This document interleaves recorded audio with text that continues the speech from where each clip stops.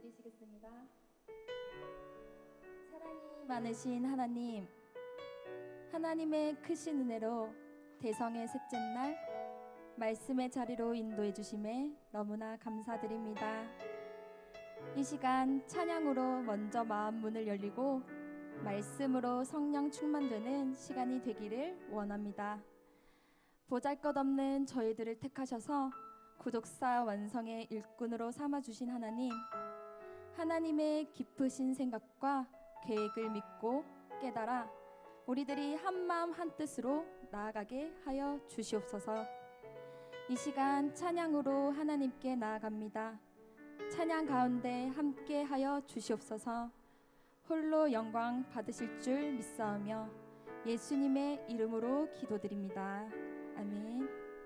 같이 찬양합시다.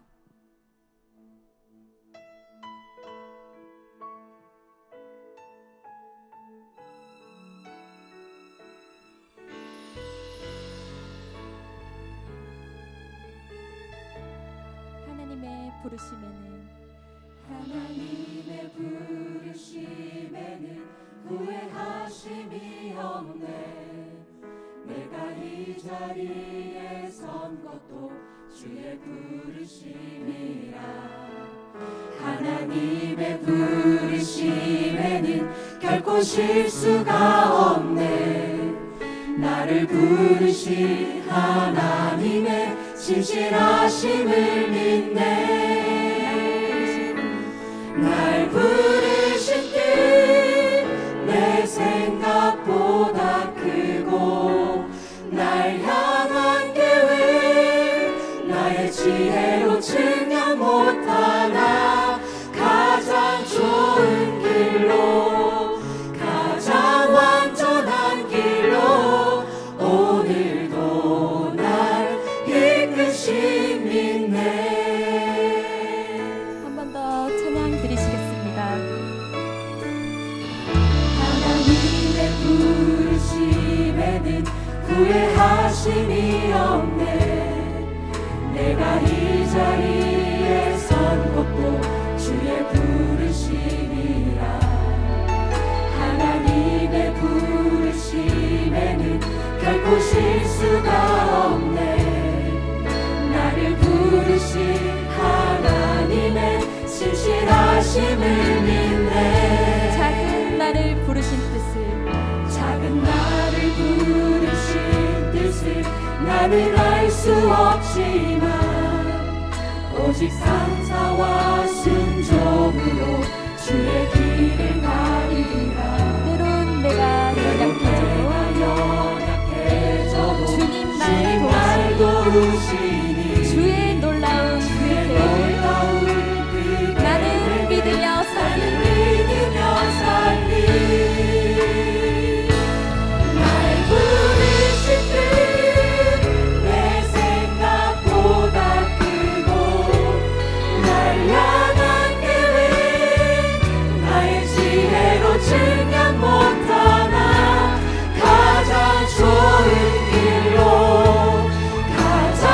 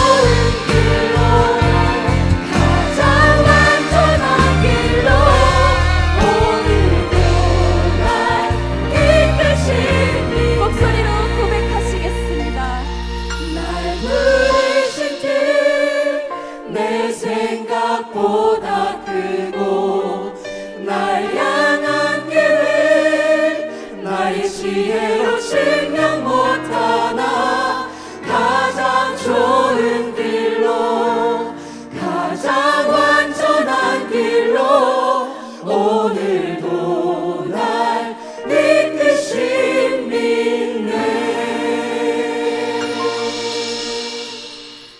여전히 우리를 포기하지 않으시고 가장 좋은 길, 가장 완전한 길로 인도하시는 하나님께 영광의 박수를 올려드리시겠습니다.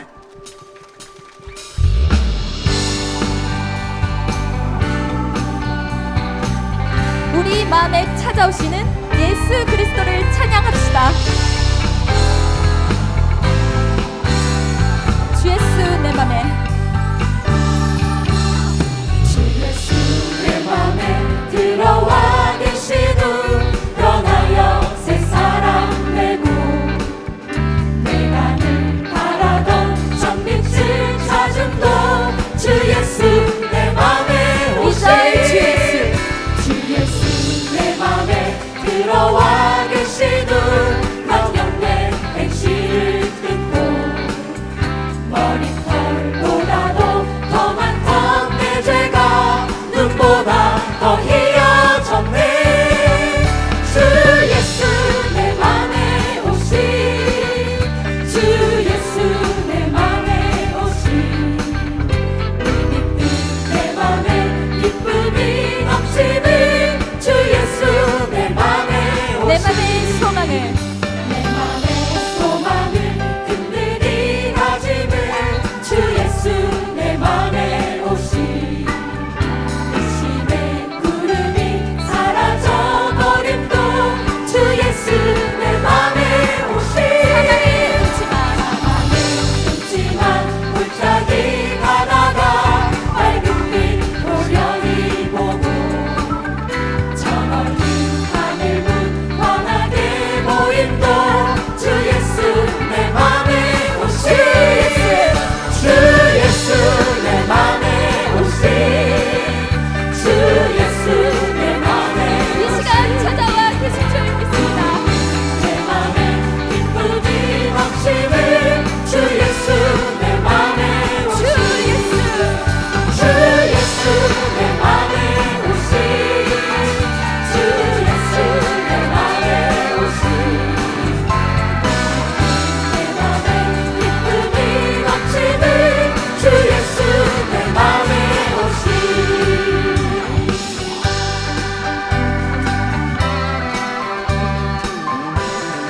나 이제 천성에 올라가. 나 이제 천성에 올라가 살기는 주 예수 내 맘에 오시. 아멘. 천성을 향하여 내가 곧 가리니 그 기쁨 이길 데 없네. 주 예수 내 맘에 오시. 주 예수 내 맘에 오시. 내 맘에 기쁨이 넘치는 주 예수 내 맘에 주 오시. 예수 내 맘에 오시. 주 예수 내 맘에 오시. 주 예수 내 맘에 오시. 내 맘에 기쁨이 넘치는 주 예수 내 맘에 오시. 할렐루야.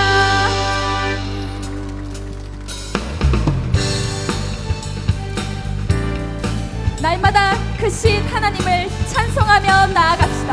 아멘.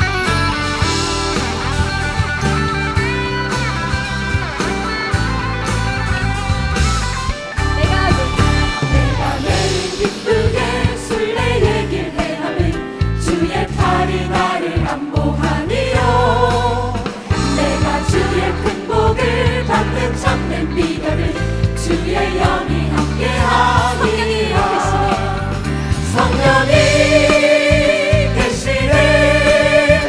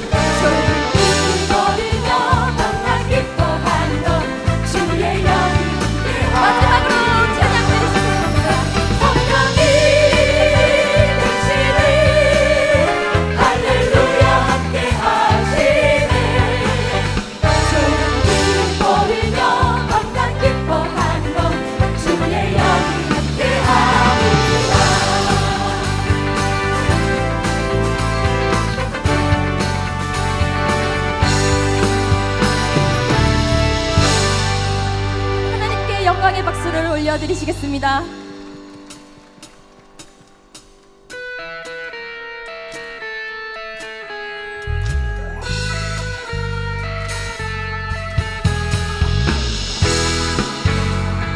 더 기쁜 마음으로 찬양 드리시겠습니다. 마음에 가득한 마음에 가득한 의심을 깨치고 지극히 화평한 마음으로 찬송을 부르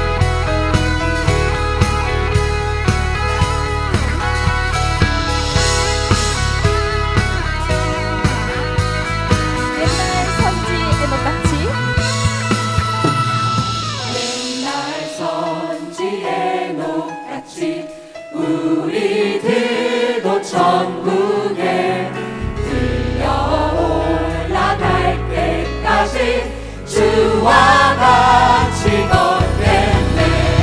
한 걸음 한 걸음 주 예수와 함께 날마다 날마다 목소리로 더 힘차게 고백하시겠습니다. 한 걸음 주 예수와 함께 날마다 날마다 우리는 어둠 밤 지나서 온 그날 환한 빛 보아라 저리 주 예수의 나라 이 땅을 어둠 밤 지나서 돕습니다. 지나서 온 그날 환한 빛 보아라 저리 주 예수의 나라 이 땅을 보겠네. 주 예수의 나라 주 예수의 나라 이 땅을 감사와 영광의 박수를 올려드리시겠습니다. 우리 모두가 어두운 밤을 지나 변화받는 빛의 백성들이 될 줄 믿습니다. 기도 제목 나누시고 마지막 찬양 드리실 텐데요. 먼저는 나라와 민족을 위해서 기도하시겠습니다. 나라가 바로 서야 우리가 있을 수 있고 교회가 있을 수 있을 줄 믿습니다. 두 번째로는 평강제일교회와 말씀으로 세워진 국내외의 모든 지교회의 부흥을 위해서 기도해 주시겠습니다. 그리고 마지막으로 남은 하계대성회 기간 동안 더 큰 은혜를 받게 해달라고 뜨겁게 기도하시겠습니다. 주를 위한 이곳에 찬양 드리시겠습니다.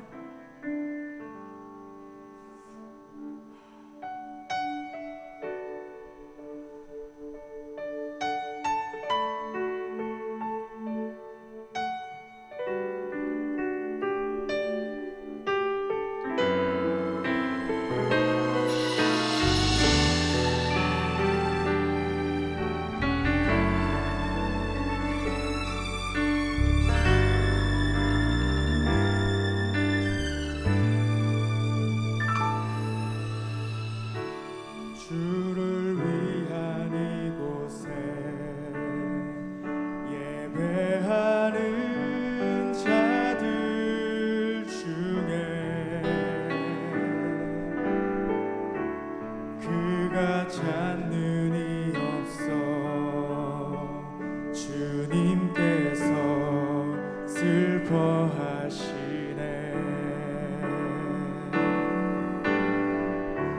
주님이 찾으시는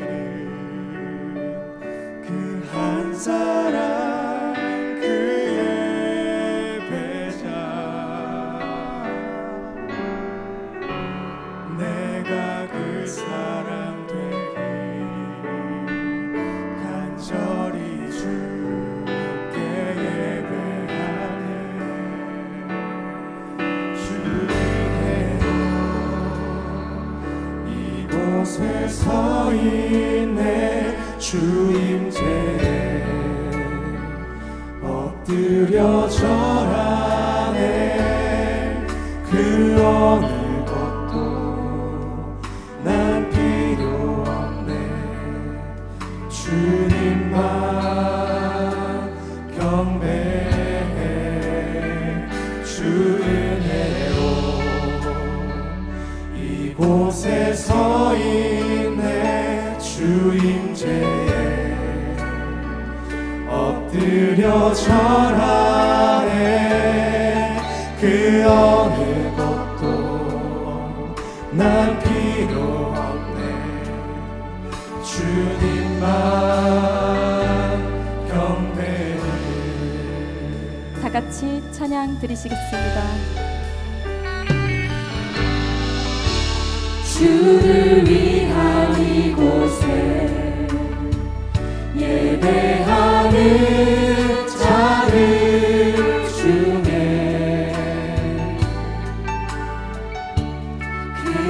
찾는 이 없어 주님께서 슬퍼하시네 주님이 찾으시는 주님이 찾으시는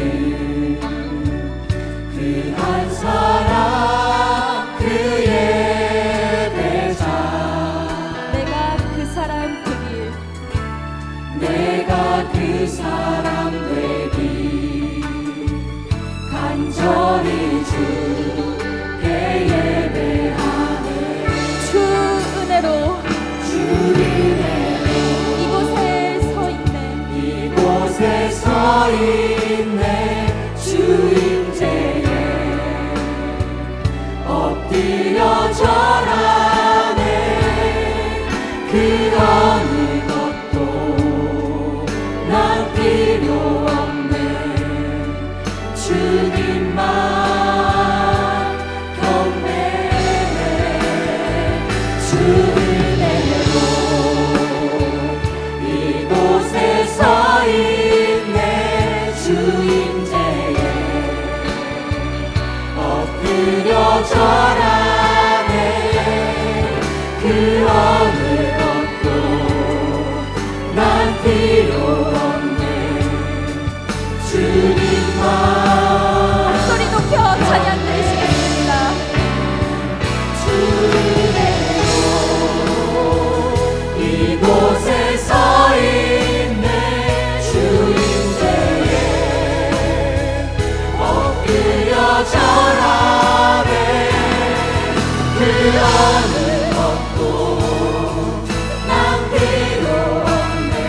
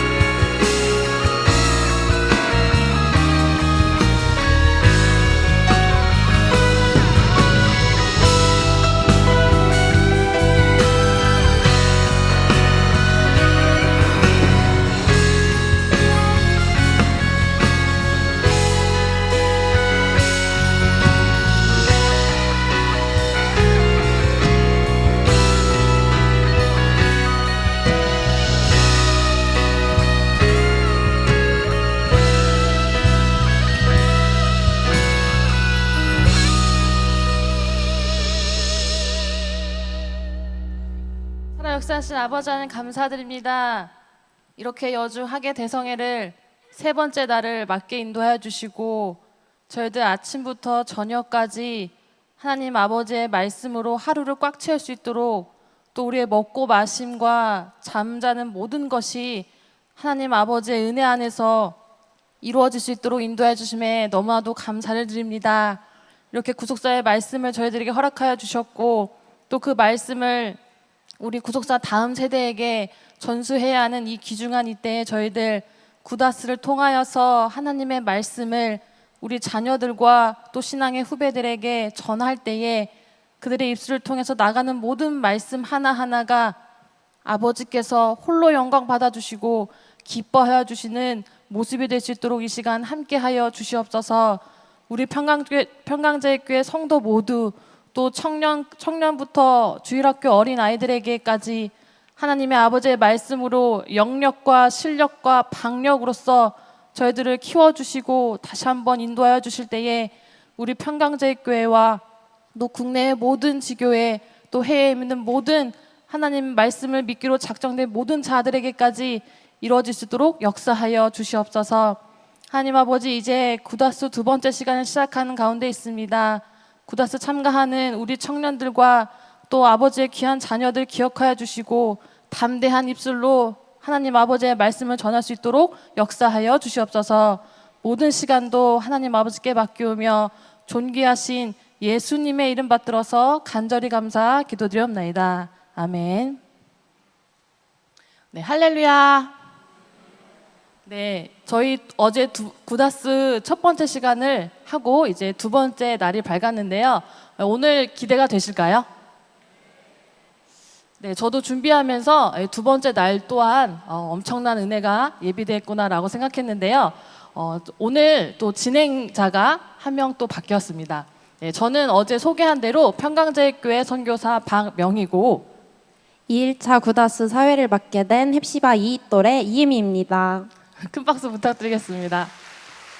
네, 이렇게 어제는 그루터기 청년과 또 오늘은 이렇게 헵시바 청년과 함께 하게 되었는데요. 이렇게 오늘 구다스의 첫 시간은 어떤 스피치가 되었는지 우리 이혜미 헵시바도 한번 소개해 주실까요?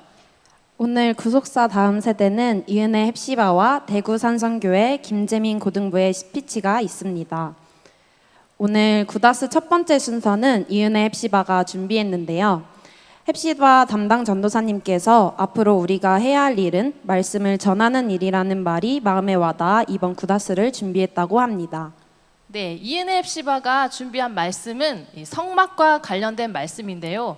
작년 포항 구속사 세미나를 통해서 이 성막에 관한 말씀을 받고 은혜를 받은 것이 기억나서 이번 주제를 정하게 되었다고 합니다. 서로 다른 모습과 모양으로 신앙생활하는 평강가족이 예수님을 모퉁이 돌 삼아 서로 사랑하며 함께 지어져가는 거룩한 성전이 되기를 소망하며 준비했다고 합니다. 그럼 큰 박수 부탁드리겠습니다. 할렐루야! 감사합니다. 오늘 함께 은혜 받으실 본문 말씀은 에베소서 2장 21절에서 22절 말씀입니다. 에베소서 2장 21절에서 22절 말씀입니다. 함께 찾아주시고 제가 봉독하도록 하겠습니다. 에베소서 2장 21절에서 22절 말씀. 그의 안에서 건물마다 서로 연결하여 주 안에서 성전이 되어가고 너희도 성령 안에서 하나님의 거하실 처소가 되기 위하여 예수 안에서 함께 지어져 가느니라. 이는 하나님의 말씀이니라. 아멘. 오늘 함께 은혜 받으실 말씀의 제목은 함께 지어져 가는 교회입니다. 함께 지어져 가는 교회입니다. 오늘날 우리가 살아가는 인생은 광야 생활과 같습니다. 이를 사도행전 7장 38절에서는 광야 교회라고 표현하고 있는데요. 성막은 이스라엘 백성이 출애굽하여 광야를 지날 때 하나님을 섬긴 이동식 예배 처소로서 하나님 말씀을 중심으로 언약 공동체를 하나로 묶어주는 신앙적 구심점이었습니다. 이러한 성막의 신비는 보이지 않는 하나님께서 보이는 구조물로 자신을 나타내셨다는 사실입니다. 그래서 성막은 눈의 복음이라고 불립니다.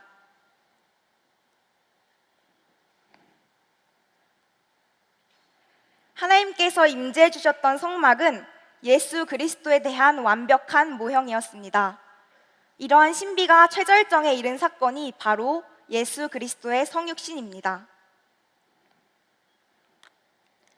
화면을 보시면 뜰 안에 세워진 성막의 모습은 이렇게 해달의 가죽으로 덮여 있어서 겉으로 보기에는 초라한 장막에 불과하였습니다. 그러나 출애굽기 25장 10절에서 40절 말씀을 볼 때 성소 내부로 들어가면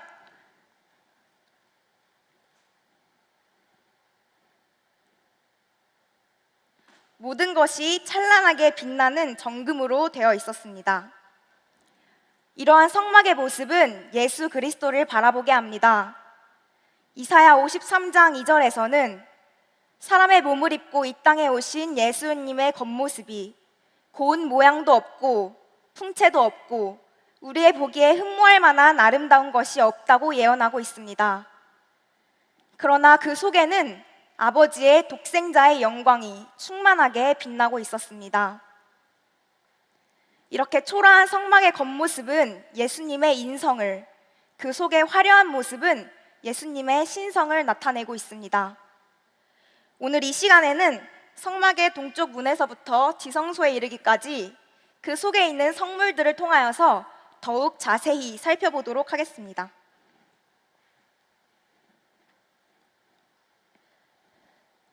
첫 번째로 성막의 동쪽 문은 유일한 구원의 문이신 예수님을 나타냅니다. 화면을 보시면 이쪽이 성막의 동쪽이고 이쪽이 서쪽, 이쪽이 남쪽, 이쪽이 북쪽인데요. 출애굽기 38장 13절에서 15절 말씀을 통해 알 수 있듯이 성막 뜰의 동쪽에는 뜰 문 좌우로 각각 길이가 15규빗 되는 세마포 장을 쳤습니다. 그리고 18절에서는 뜰 문의 문장을 청색, 자색, 홍색 실과 가늘게 꼰 배실로 수놓아 짜서 만들었으며 그 길이가 20규빗, 높이가 5규빗이라고 말씀하고 있습니다. 하나님께서는 오직 동쪽에만 문을 내도록 하셨으며 이 문을 통해서만 하나님의 성막 안으로 들어갈 수 있었습니다. 이 문 외에도 성소 입구의 문과 문장, 그리고 지성소의 입구와 그 휘장, 총 3개의 문이 있었는데 모두 동쪽에 있었습니다. 요한복음 10장 9절에서는 내가 문이니 누구든지 나로 말미암아 들어가면 구원을 얻고 또 들어가며 나오며 꼴을 얻으리라 라고 말씀하고 있습니다.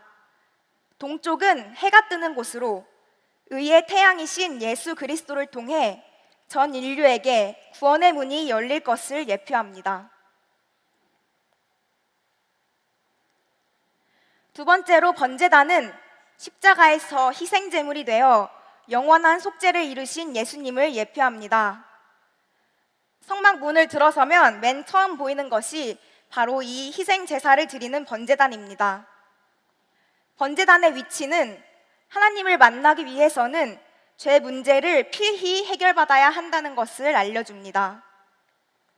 번제단에는 언제든지 제물을 태울 수 있도록 항상 불이 붙어 있었는데 번제단에서 끊임없이 타오르던 불은 죄를 소멸하는 그리스도의 구원의 복음의 능력을 나타냅니다. 또한 번제단에서 희생 제물을 드릴 때 제물의 피를 여호와 앞, 곧 성소장 앞에 7번 뿌린 후 피를 단에 뿌리고 뿔에 바르며 남은 피는 모두 번제단 아래 쏟았다고 레위기 1장과 3장, 4장에서는 반복적으로 말씀하고 있습니다. 놋 번제단이 피로 물들고 그 피가 땅을 적시듯이 예수님께서는 골고다의 높은 십자가에 달려 머리부터 발끝까지 온통 피로 물드셨고 그 피는 십자가 나무를 적시고 골고다 언덕을 붉게 물들였습니다. 에베소서 5장 2절에는 희생 제물이 되신 예수님의 모습을 보여주며 히브리서 9장 26절에서는 예수님의 피가 단번에 인류의 모든 죄를 사하시는 영원한 속죄의 피였음을 말씀해주고 있습니다. 세 번째는 물두멍입니다. 물두멍은 물과 피를 흘리신 예수님을 나타냅니다. 물두멍은 물을 담아놓고 쓰는 둥근 큰 가마로 희생제물을 씻는 데 사용했을 뿐 아니라 제사장들이 성막에서 봉사하기 위해 물두멍의 물로 자신들의 더럽혀진 손과 발을 씻었습니다. 이 말씀이 출애굽기 30장 17절에서 21절과 40장 30절에서 32절에 말씀하고 있습니다. 물두멍에 끊임없이 공급되었을 맑고 깨끗한 물은 무제한으로 솟아나는 생수와도 같은 하나님의 말씀을 생각나게 합니다. 또한 물은 예수 그리스도의 십자가 구속의 은총을 받은 성도의 회개를 상징하기도 합니다. 히브리서 10장 22절에 우리가 마음의 뿌림을 받아 양심이 악을 깨닫고 몸을 맑은 물로 씻었으니 참 마음과 온전한 믿음으로 하나님께 나아가자라고 말씀하고 있습니다. 또한 우리를 위하여 십자가에서 흘리신 예수님의 물과 피를 의미합니다. 한 군병이 십자가에 매달려 계신 예수님의 옆구리를 찌르니 곧 피와 물이 나왔습니다. 죄를 속하는 유일한 방법은 예수님께서 십자가 위에서 쏟아주신 피와 물밖에 없습니다. 예수 그리스도의 찢어진 혈관에서 흘러나온 물과 피를 통해 우리의 더러운 죄를 씻는 샘이 열린 것입니다. 성도님들 잘 따라오고 계신가요? 네, 그럼 이제 다음은 성소로 넘어가 보도록 하겠습니다. 네 번째로 금등대입니다. 금등대는 세상의 빛이 되시는 예수님을 나타냅니다. 성소로 들어가면 이렇게 성소의 남쪽에 있는 금등대는 등대 곁에서 나온 6가지, 또한 7등잔과 꽃과 꽃받침, 살구꽃 형상의 잔넥과 밑판으로 이루어져 있습니다. 등대의 역할은 등잔에 불을 밝혀 어두운 성소를 밝히는 것입니다. 또한 등대 가지가 줄기로부터 뻗어나와 한 몸체가 되도록 만들었다는 것은 빛과 진리의 등대이신 예수 그리스도와 친밀하게 연결되어 한 몸을 이룬 자만이 진리의 참빛을 널리 드러낼 수 있음을 교훈합니다. 요한계시록 1장 20절에서 7 촛대는 7 교회니라 라고 말씀하고 있습니다. 등대가 성소를 비추듯이 교회도 세상에 빛을 비추어야 합니다. 오직 교회 내의 성도들은 그리스도를 머리로 삼아 한 몸을 이루어 나아가야 하며 그 빛이 꺼지지 않도록 항상 강검하여 어두운 시대를 살아가는 이때에 우리 평강제일교회와 국내의 모든 말씀의 교회가 신령한 하나님의 등대가 되어야 합니다. 5번째로 진설병상은 우리의 생명의 떡이 되시는 예수님을 의미합니다. 출애굽기 40장 22절에서 23절 말씀을 볼 때 진설병상은 성소의 북편에 놓았습니다. 그 위에 12지파를 상징하는 12개의 떡을 올려놓았다고 레위기 24장 5절에서 6절에 말씀하고 있습니다. 이 떡상에 진설된 떡은 영적으로 예수님의 말씀을 나타냅니다. 요한복음 6장 35절, 41절, 48절에서는 반복적으로 예수님이 자기를 가리켜 하늘로서 내려온 산떡이라고 말씀하셨으며 58절에서는 이 떡을 먹는 자는 영원히 살리라 라고 말씀하고 있습니다. 이 떡이 바로 우리에게 영원한 생명을 선물로 주는 예수님의 입에서 나오는 말씀입니다. 6번째는 분향단입니다. 분향단은 부활하셔서 우리를 위하여 중보기도 하시는 예수님을 나타냅니다. 분향단은 성소에서 향을 피우는 곳입니다. 여기 향은 요한계시록 5장 8절과 8장 3절에서 5절 말씀을 볼 때 성도들의 기도를 의미합니다. 그런데 이 분향단이 속죄소 맞은편에 위치한 것은 하나님 보좌 우편에서 우리를 위해 간구하시는 예수님의 중보 사역의 처소를 생각나게 합니다. 함께 화면에 나와 있는 히브리서 7장 25절 말씀 읽도록 하겠습니다. 시작. 그러므로 자기를 힘입어 하나님께 나아가는 자들을 온전히 구원하실 수 있으니 이는 그가 항상 살아서 저희를 위하여 간구하심이니라. 이처럼 대제사장이신 예수님께서는 지금도 항상 우리를 위하여 기도하고 계십니다. 또한 분향단의 네 뿔은 기도의 힘과 권세를 상징하는데요. 요한계시록 8장 3절에서 5절 말씀을 볼 때 금향로에 성도의 기도를 받아 올라간 천사가 단 위에 불을 담아다가 땅에 쏟을 때에 뇌성과 음성과 번개와 지진이 났습니다. 이처럼 우리의 기도는 악한 세상을 징계하고 심판하는 권세와 힘이 있습니다. 누가복음 21장 36절에서 인자 앞에 서도록 항상 기도하며 깨어 있으라 말씀하신 것처럼 항상 깨어 기도하는 자만이 장차 올 모든 환난을 능히 피하고 다시 오시는 주님 앞에 설 수 있습니다. 드디어 마지막입니다. 마지막 7번째로 지성소 안의 언약궤는 예수님의 자비하신 속죄를 나타냅니다. 만나 담은 금 항아리, 언약의 두 돌판, 아론의 쌍난 지팡이를 담은 언약궤는 성소의 가장 깊은 곳, 가장 거룩한 지성소에 보관되어 있었습니다. 특히 출애굽기 25장 22절에 나오는 속죄소는 언약궤 뚜껑으로 죄악을 속량하는 자리로서 자비의 자리, 자비가 베풀어지는 자리라고 불립니다. 히브리서 4장 16절에서는 은혜의 보좌라고 말씀하고 있습니다. 예수 그리스도께서는 자기 몸을 들이심으로 우리 죄와 온 세상의 죄를 대신하여 화목제물 곧 언약궤 위에 있는 자비의 보좌가 되셔서 속죄소를 통해 나타내신 하나님의 구속 경륜을 완전히 성취하신 것입니다. 사진을 보시면 이 앞이 성소, 이 뒤가 지성소, 여기에 그 둘을 구별해주는 휘장이 있는데요. 마가복음 15장 37절에서 38절 말씀을 보면 예수님께서 십자가에 달려 돌아가신 후 이 휘장이 위에서부터 아래까지 찢어져 둘이 되었습니다. 같은 말씀이 마태복음 27장 50절에서 51절과 누가복음 23장 45절에도 기록되어 있습니다. 원래 지성소는 1년에 단 하루 대제사장만이 들어갈 수 있었습니다.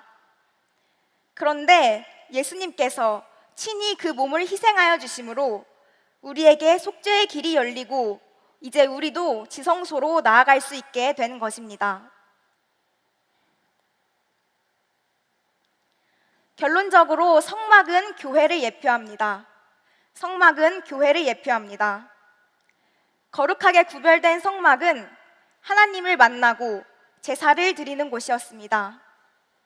그곳은 하나님의 말씀이 선포되는 곳이었으며 이스라엘 백성이 하나님 앞에 모이는 장소였습니다. 이러한 성막이 예수님 오신 후로는 교회로 변천되었습니다. 오늘 이 시간에 여주 연수원에 하나님과 예배로 언약한 모든 성도들이 함께 모인 줄 믿습니다. 우리는 교회에서 자신을 거룩한 산 제물 삼아 신령과 진정으로 예배를 드려야 하며 성막의 여러 부분이 서로 연합하여 하나로 세워진 것처럼 교회에 지체된 자들로서 우리도 예수 그리스도를 머리로 하여 함께 지어져 가야 합니다. 다 같이 화면에 나와 있는 오늘 본문 말씀 에베소서 2장 21절에서 22절 말씀 함께 읽도록 하겠습니다. 시작. 그의 안에서 건물마다 서로 연결하여 주 안에서 성전이 되어가고 너희도 성령 안에서 하나님의 거하실 처소가 되기 위하여 예수 안에서 함께 지어져 가느니라. 오늘 함께 살펴본 것처럼 성막에는 서로 다른 성물들이 각자의 자리를 지키며 그 역할을 감당하고 있습니다. 그 모양은 서로 다르지만 단 하나도 필요 없는 것이 없습니다. 오늘날 교회도 마찬가지라고 생각합니다. 우리는 서로 다른 모습을 하고 서로 다른 모양으로 각자의 사명을 감당하고 있지만 우리 모두가 아버지께서 구속사의 도구로 사용하시는 일꾼입니다. 때로는 우리 마음 가운데에 시기와 질투, 미움이 생기기도 하고 저 사람은 왜 저렇게 생각할까? 저 사람은 왜 저렇게 행동하지? 나의 마음으로 이해하지 못할 때도 많이 있습니다. 그러나 우리 속에 말씀과 기도, 찬양이 충만할 때 예수님의 마음으로 서로를 돌아보게 되고 서로 이해하고 사랑하며 먼저는 우리의 각자의 몸과 마음이 또한 이 믿음의 공동체, 사랑하는 평강제일교회와 국내외 모든 말씀의 교회들이 하나님 임재하시는 성전이 될 줄 믿습니다. 구속사 말씀으로 한 가족된 우리 모든 평강 가족들이 성령 안에서 서로 교제하며 모이기에 힘쓰고 전심으로 전도하는 교회, 함께 지어져가는 평강제일교회가 되기를 간절히 소망합니다. 감사합니다.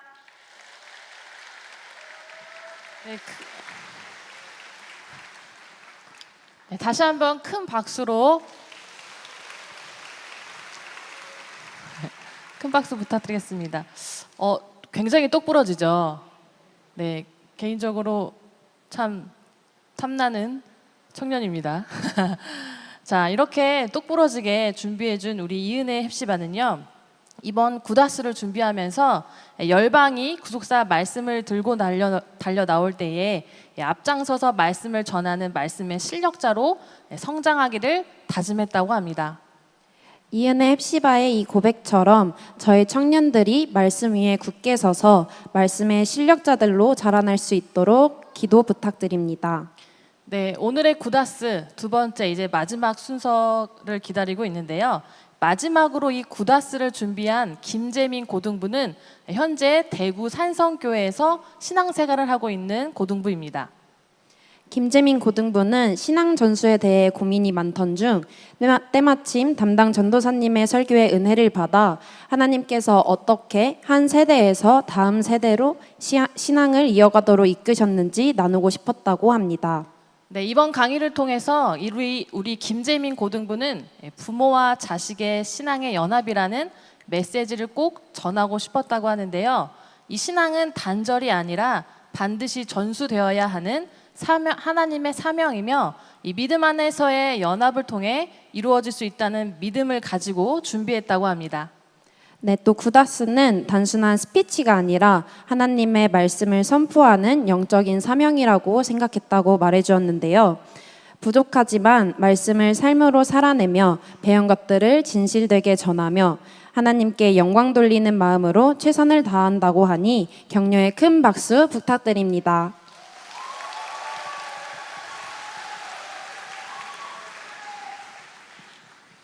안녕하십니까. 저는 대구 산성교회 중고등부 김재민입니다.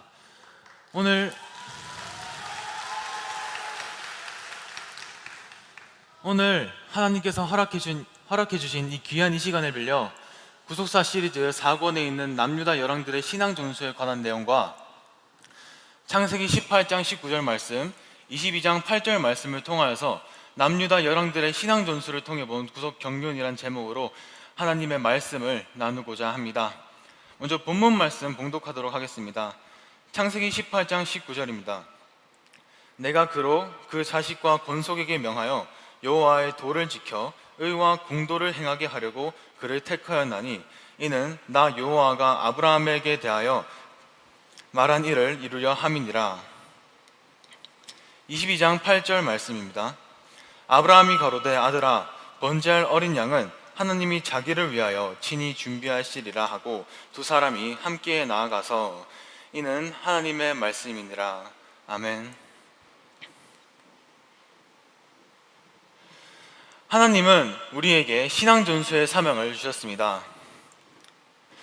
창세기 18장 19절 말씀을 보시면 내가 그로 그 자식과 권속에게 명하여 여호와의 도를 지켜 의와 공도를 행하게 하려고 그를 택하였나니 라고 말씀하고 있습니다. 이를 볼 때 하나님께서 아브라함을 부르신 것은 자녀에게 의와 공도를 행하게 하시기 위하여 아브라함을 택하셨습니다. 오늘날 우리를 향한 하나님의 뜻 또한 온전한 신앙 전수입니다. 남유다는 성도님들께서 잘 아시다시피 주전 930년부터 주전 586년까지 20명의 열왕들이 있었습니다. 이 가운데 선한 왕도 있었지만 악한 왕도 있었습니다. 우선 선한 왕을 살펴보시면 다윗, 솔로몬, 아사, 여호사밧, 요담, 히스기야, 요시아로 단 7명 뿐입니다. 이 가운데 제대로 된 신앙 전수가 이루어진 것은 다윗과 아사만이 제대로 된 신앙 전수가 이루어졌습니다. 다윗의 신앙이 솔로몬에게 전수되었고 아사의 신앙이 여호사밧에게 전수되었습니다. 이를 통해 온전한 신앙 전수가 얼마나 힘들고 어려운 일인가를 알 수 있습니다. 오늘 이렇게 남유다 열왕들의 신앙 전수의 모습을 통하여서 오늘날 하나님께서 우리에게 주시는 구속사적 교훈을 살펴보도록 하겠습니다. 큰 첫 번째로 부모의 개인적인 신앙과 신앙 전수는 별개입니다. 아버지는 선한 왕이었지만 자식은 악한 왕이 된 경우가 있습니다. 솔로몬은 선한 왕이었지만 그의 아들 르호보암은 악한 왕이 되었고, 여호사밧은 선한 왕이었지만 그 반면에 그의 아들 여호람은 하나님으로부터 악한 왕이라 평가받았습니다. 또 요담은 하나님으로부터 흠이 없는 신앙을 가진 선한 왕으로 인정받았지만 그럼에도 불구하고 그의 아들 아하스는 하나님으로부터 악한 왕이라 평가받았습니다. 히스기야와 요시아를 보시면 두 왕은 모두 종교개혁을 단행한 왕이었습니다. 하지만 이렇게 종교개혁을 단행했던 왕들조차 그들의 아들에게는 신앙 전수를 온전히 하지 못했습니다. 이것은 부모의 신앙과 신앙 전수는 별개라는 것을 오늘날 우리에게 말해줍니다. 두 번째로 히스기야는 하나님 앞에 선하고 정직했으나 신앙 전수를 온전히 하지는 못했습니다. 히스기야 본인을 보시면 히스기야 본인은 하나님 앞에 굉장히 선하고 정직한 왕이었지만 정작 그의 아들 므낫세에게 자신의 신앙을 온전히 전수하지는 못했습니다. 히스기야는 주전 696년 므낫세가 12세가 되던 해부터 주전 686년 므낫세가 22세가 되던 해까지 약 11년 동안 히스기야와 므낫세는 남유다를 공동 통치하였습니다. 이 11년의 기간 동안 히스기야는 므낫세에게 일국의 왕으로서 지녀야 할 품위나 교양 등을 가르쳤을지는 몰라도 히스기야 본인의 신앙을 므낫세에게 온전히 전수하지는 못했습니다. 따라서 므낫세 55년의 오랜 악정은 히스기야의 신앙이 제대로 전수되지 않았기 때문에 이루어진 결과입니다. 그러므로 아무리 신앙이 좋은 부모라 할지라도 자녀에게 적극적으로 자신의 신앙을 전수하려는 모습이 반드시 필요합니다. 큰 두 번째로 신앙 전수에는 자녀의 결단이 함께해야 합니다. 아버지는 악한 왕이었지만 아들은 선한 왕이 된 경우가 있습니다. 이를 통해 부모의 신앙이 자식에게 영향을 미칠 수는 있지만 하지만 궁극적으로는 하나님 앞에 선 자녀 본인의 결단과 믿음의 문제라는 것을 알 수 있습니다. 작은 첫째로 요담은 아버지 우시아의 선행만을 본받았습니다. 요담의 아버지 우시아는 처음에 하나님 앞에 선하고 정직한 왕이었지만 말년에 교만하여 성전에 들어가 분향하려다가 문둥병에 걸렸습니다. 그 결과 하나님께서는 우시아를 선했다 악해진 왕으로 평가하셨습니다. 하지만 반면에 그의 아들 요담은 하나님께서 선한 왕이라 평가하셨는데요, 이는 열왕기하 15장 34절을 보시면 요담이 그 부친 우시아의 모든 행위대로 여호와 보시기에 정직히 행하였으나 라고 말씀하고 있습니다. 여기서 말씀하시는 모든 행위대로는 그 부친 우시아의 모든 선한 행위대로를 말씀하고 있습니다. 요담은 아버지 우시아의 선행만을 본받았기 때문에 하나님으로부터 선한 왕이라 인정받을 수 있었습니다. 작은 둘째로 아사는 아버지 아비야의 처음 신앙의 길을 걸었습니다. 아사의 아버지 아비야는 통치 초기 북이스라엘과의 전쟁에서 하나님만을 의지하여 승리했습니다. 하지만 이 승리 이후 강성하여질수록 죄악된 길을 걷고야 말았습니다. 그 결과 아비야는 하나님으로부터 악한 왕이라 평가를 받았습니다. 하지만 그의 아들 아사는 하나님으로부터 선한 왕이라 인정받았습니다. 이는 아사가 아버지 아비야의 처음 신앙의 길만을 따라 걸었기 때문에 하나님으로부터 선한 왕이라 인정받을 수 있었던 것입니다. 그러므로 부모의 신앙교육 못지않게 중요한 것은 자녀 본인이 하나님 앞에 올바르고 정직하게 서려는 결단과 믿음이 중요합니다. 신명기 30장 19절 말씀을 보시면 내가 생명과 사망과 복과 저주를 네 앞에 두었은즉 너와 네 자손이 살기 위하여 생명을 택하고 라고 말씀하고 있습니다. 오늘날 우리 앞에 하나님께서 선한 길과 악한 길을 두실 때 우리 모두는 믿음으로써 생명의 길을 선택하시길 소망합니다. 큰 세 번째로 믿음의 사람의 선한 영향력이 있었습니다. 비록 아버지는 악하였지만 믿음의 선한 길을 먼저 걸었던 인물이 동시대를 살았던 경우가 있습니다. 히스기야와 요시야의 경우가 그러한데요. 히스기야는 선한 왕이었습니다. 하지만 그의 아버지 아하스는 악한 왕이라 하나님께서 평가하셨습니다. 하지만 히스기야의 할아버지 요담 왕은 하나님께서 흠없는 신앙을 가진 선한 왕이라 인정하셨습니다. 또 요시야를 보시면 요시야는 선한 왕이었지만 그의 아버지 아몬은 악한 왕이었습니다. 하지만 요시야의 할아버지 므낫세는 비록 극악했던 왕이었지만 말년에 하나님 앞에 나와 회개한 왕이었습니다. 이처럼 히스기야와 요시야를 보실 때 그들의 아버지는 악하였지만 이들 모두 할아버지들의 선한 영향력을 받을 수 있었습니다. 작은 첫 번째로 히스기야는 요담과 9년간 동시대를 살았습니다. 히스기야는 주전 739년에 태어났는데요. 이때는 할아버지 요담 왕 통치 12년째 되는 해이기도 했습니다. 히스기야는 주전 739년부터 주전 731년까지 약 9년의 세월 동안 할아버지 요담의 흠없는 신앙의 모습을 보면서 자라났습니다. 히스기야는 아버지 아하스의 비참한 말로와 할아버지 요담의 흠없는 신앙의 모습을 보면서 스스로 신앙의 결단을 내렸습니다. 두 번째로 요시야는 므낫세와 6년간 동시대를 살았습니다. 요시야는 주전 647년에 출생했습니다. 이때는 할아버지 므낫세 통치 50년이 되는 해이기도 하지만 극악했던 왕 므낫세가 하나님 앞에 나와 회개하고 종교개혁을 단행하기 시작하던 해이기도 합니다. 요시야는 주전 647년부터 주전 642년까지 약 6년의 세월 동안 할아버지 므낫세의 종교개혁 영향 아래에서 자라나서 선한 영향력을 받을 수 있었습니다. 그러므로 우리는 구속사 말씀을 통하여 많은 사람들에게 선한 영향력을 끼칠 수 있는 그러한 믿음의 사람이 되어야 합니다. 결론적으로 온전한 신앙 전수는 부모와 자식의 신앙의 연합으로 완성됩니다. 모리아 산에서 아브라함과 이삭의 연합은 온전한 신앙 전수의 모습을 보여줍니다. 창세기 22장 8절 말씀을 보시면 아브라함이 가로되 아들아 번제할 어린 양은 하나님이 자기를 위하여 친히 준비하시리라 하고 두 사람이 함께 나아가서 라고 말씀하고 있습니다. 이삭을 번제로 바치라는 하나님의 명령에 아브라함과 이삭 두 사람이 함께 나아간 것은 이들의 신앙의 연합을 보여줍니다. 이는 아브라함의 신앙 전수와 이삭의 믿음의 결단이 있었기 때문에 가능한 일이었습니다. 이쯤에서 질문 하나 드리겠습니다. 지금 여기 모인 이곳은 모리아 성전입니다. 그렇다면 이 모리아 성전의 이름을 어디서 따왔는지 아십니까? 예, 맞습니다. 모리아 산에서 따왔습니다. 과거 아브라함과 이삭이 모리아 산에서 신앙의 연합을 이루어서 온전한 신앙 전수를 이룬 것처럼 오늘 이 자리에 계신 모든 성도분들께서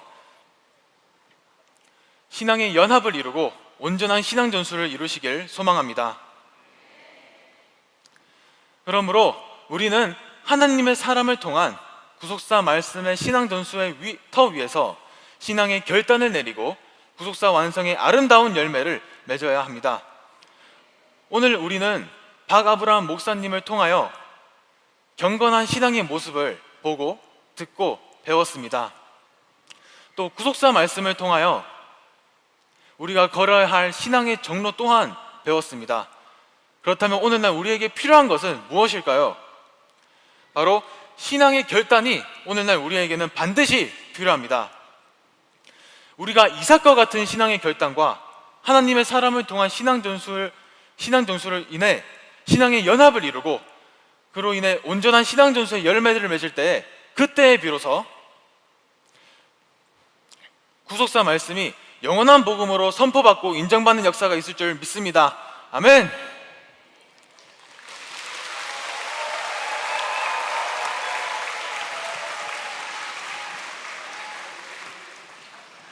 네, 다시 한번 큰 박수로 우리 김재민 고등부에게 격려의 박수 부탁드리겠습니다. 엄청난 실력자 같은데요. 1타 강사인 줄 알았습니다. 대구산성교회 엄청난데요. 이렇게 우리 김재민 고등부의 강의 중에서 하나님께서 자녀들에게 적극적인 신앙 전수의 사명을 주셨고 또 그 자녀들은 하나님 앞에 올바로 서려는 결단과 믿음이 있어야 한다는 말씀처럼 지금 이곳이 신앙 전수되는 역사의 현장인 줄 믿습니다. 나아가 각 가정과 각자의 위치에 신앙의 전수가 끊이지 않아 다음 세대가 말씀 위에 굳게 설 수 있도록 함께 기도하는 우리 모두가 되기를 소원합니다. 네, 이제 구다스의 이 두 번째 이 마지막 날은 순서가 다 맞춰졌습니다. 자, 그러나 이 신앙의 전수의 현장이 이 대성회로 끝나는 것이 아니라요. 잠깐 광고 드릴 말씀이 있는데 2달 후인 10월 달에서 10월 달 바로 이곳 여주 연수원에서 이 신앙의 전수 다시 한번 은혜의 말씀이 전해진다는 소식이 있는데요. 그 소식을 먼저 영상으로 시청하신 후에 현재 평강제일교회 고등부 담당 목사님이신 김병철 목사님의 광고로 이 순서를 마치겠습니다. 감사합니다.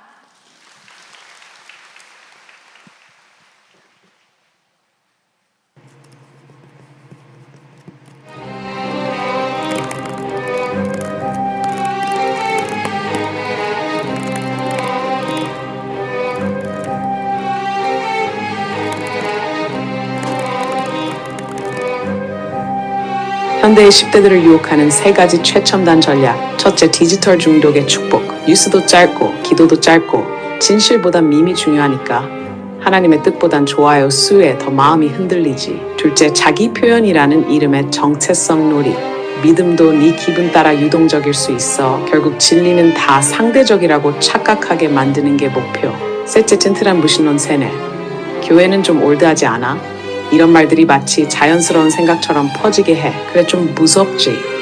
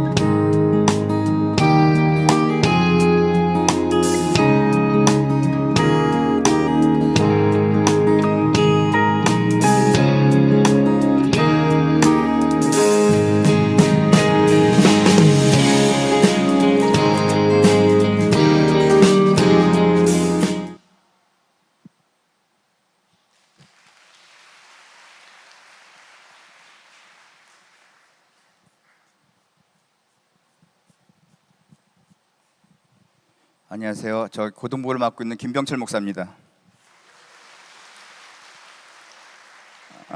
먼저 어제 중등부, 고등부 그리고 구루터기, 오늘은 햅시바 그리고 대구 산성교회 고등부 이렇게 준비한 모든 얼마나 고생했겠어요. 마음 졸이고. 자, 다시 한번 우리 귀한 친구들에게 큰 박수, 격려의 박수 부탁드립니다. 감사합니다. 그리고 이틀 연속 우리 사회를 봐준 우리 햅시바와 그루터기 다시 한번 감사의 박수하겠습니다.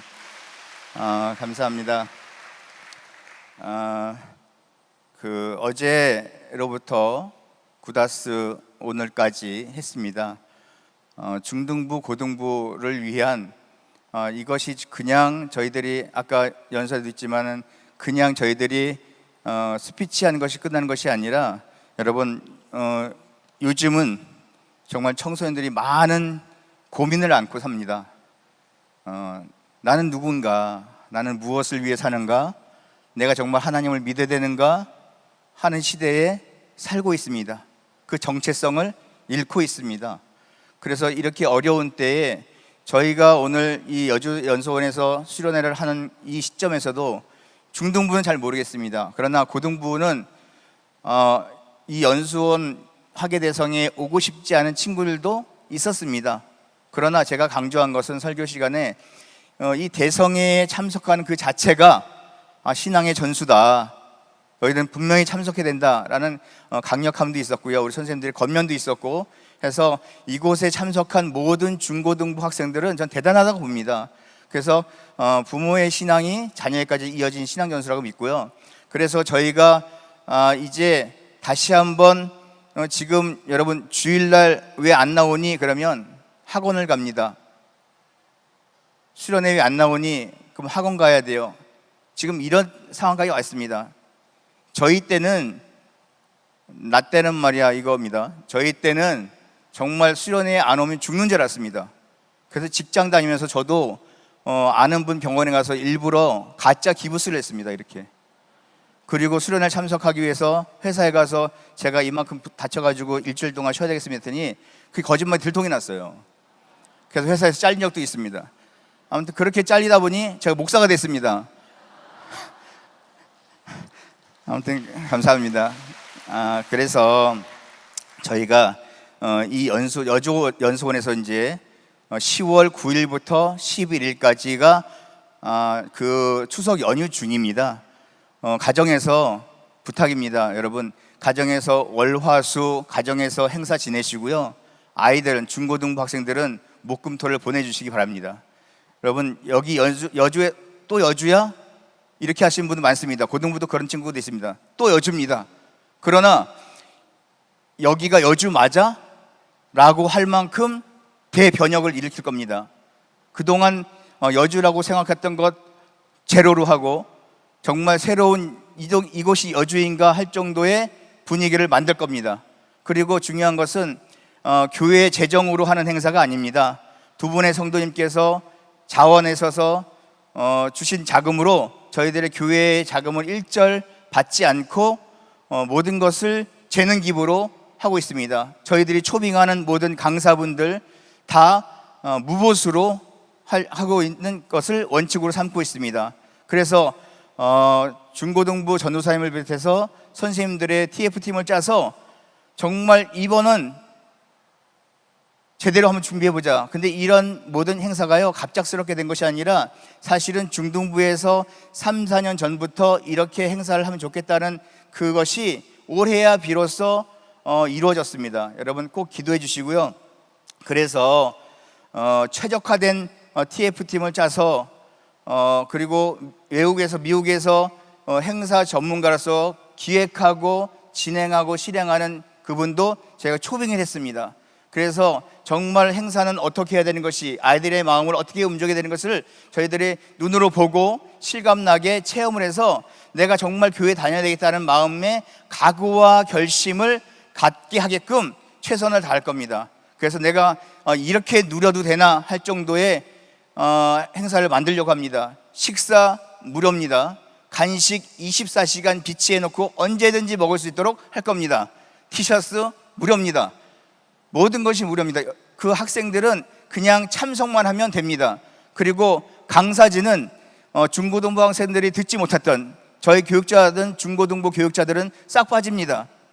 여러분 지금 광고에 보셨지만 말레이시아 코라 때 아이들이 찬양하며 춤추는 모습을 보셨습니다. 그런 것처럼 왜 이렇게 가는 아이들마다 영어를 다 잘해서 간 친구들이 아닙니다. 그러나 가서 그 분위기에 너무 은혜를 받았다. 내가 그동안 교회의 일에 소홀히 한 것을 후회한다. 나는 절대 말씀을 놓지 않겠다라는 각오와 결심에 글을 올렸습니다. 그것이 짧게 나온 글인데요. 이건 물론 짧게 한 광고지만 이에 그런 마음으로 다시 한번 강사진도 중고등부 학생들이 들어보지 못한 강사님들을 초빙해서 준비 중에 있습니다.